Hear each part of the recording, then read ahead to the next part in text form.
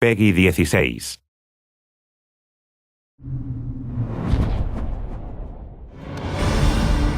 I think in a lot of ways that Prince of Persia set a number of standards that showed what an action-adventure game could be. We mixed things nicely, so there's good thinking, good acrobatics, and a good mix of combat in there too. On top of that, we're bringing new abilities to the prince. Magic is a big part of the Prince of Persia concept. This isn't the Sands of Time, so there's a different magic. A lot of the magic powers in the Forgotten Sands have to do with the forces of nature. There are powers that will affect time, there's powers that relate to fire, the flow of water that relate to earth. There's a big air blast, a tornado. You feel really powerful with this, controlling nature and different elements. It's cool as well.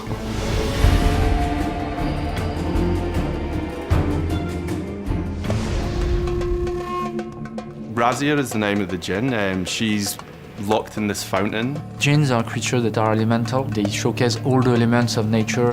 The prince is getting his powers from Razia. The powers are focused on elements of nature. What did you do? We use powers, of course, to control the environment, but the prince also uses them for mastery in combat. With his air power, he has this tornado.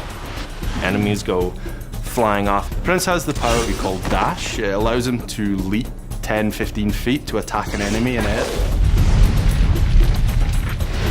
We have a fire trail that the prince leaves behind him. Traps for his enemies in the middle of a combat.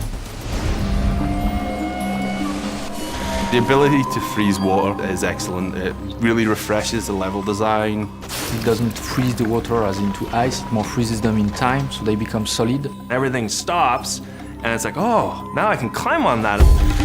Wall run on a water wall, use water poles, columns and things like this. We're also able to fire a blast, like an icy blast from the prince, so it's used in combat as well. Also have the power over earth. This acts as a shield. It makes you a stone armor. It makes you impervious to attack. There's a new ability which allows him to recall ruined elements of his environment. You're kind of rebuilding their city as you go and seeing what it was like in its former glory. There's a ghostly outline of what was left. Then the player is able to bring back those sections into the acrobatics and jump on them, then they'll vanish again when he's gone. The rewind is back. It's used in other games now, but Prince of Persia is the game that invented it. From a technical point, it's really quite a complex system. It's difficult for us to do that, but we felt we were going back to the original trilogy. Rewind was an epic thing from those games. We needed it in the game.